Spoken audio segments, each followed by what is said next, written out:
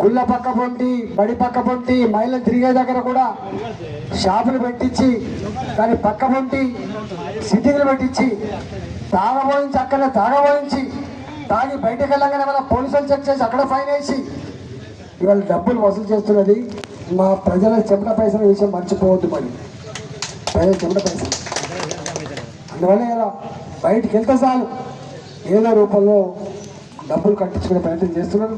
కాబట్టి మీరు ఎక్కడ పెంగటిల్లకండి, ఎక్కడ అయ్యో బాంచనే బతుకు మాత్రం వద్దు. గర్వంగా ఉండాలి, గల్లెగిరిసి బతకాలి, కానీ బాంచనే బతుకు మాత్రం వద్దు. నేను మొదటి చెప్తున్నా, చైతన్యానికి మారు పేరు హుజురాబాద్. అయిపోయింది ఒకసారి మోసపోయిండు ఏడవగానే కన్నీళ్ళు పడ్డగానే కొంగు పట్టగానే పోయింది అయిపోయింది. కానీ ఇవాళ చైతన్యవంతంగా ఉండండి, హక్కుదారుగా ఉండండి. నేను మళ్ళీ పాత గ్లోరీని పాత పేరుని సంతరించుకునే ప్రయత్నం చేయండి అంటే ఇవాళ మీరు మొదలు పెట్టమని చెప్పి కోరుతున్నా. ఇవాళ మొత్తం నేను మళ్ళీ ఎన్నికలప్పుడు కాదు, 4 మండలాలు 5 మండలాలు అన్ని ఎన్నికలకు తప్పకుండా నేనే వస్తా, అప్పీల్ చేస్తా. మీరు అర్థం చేసుకొని ఆశీర్వదిస్తారని చెప్పి భావిస్తూ ఉన్నాం. 25 ఏళ్ళు మీకు తెలుసు, మేము డబ్బులు నమ్ముకునే కాదు, డబ్బులు నమ్ముకోలే, మద్యాన్ని కూడా నమ్ముకోలేదు.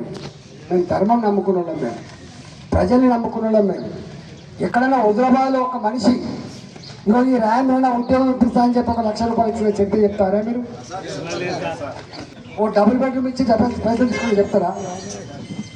ఓ రోడ్ వేసిన కాంట్రాక్టర్లు డబ్బులు ఇచ్చిన చెప్తారా?